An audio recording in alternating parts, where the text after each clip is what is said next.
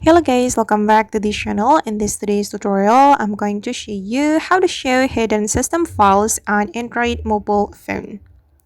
Okay, let's get into it guys. I have opened my Android mobile phone, and first of all, if we want to view the hidden system files, we can go to our file manager or the files application. I'm going to open my files application right here, and then we can choose internal storage or SD card that we want to view the hidden system files on. And I'm going to go to my internal storage. Okay, and then we can click on those three dots on the top right and go to the file settings. Okay, and here you just need to click on this option, show hidden system files.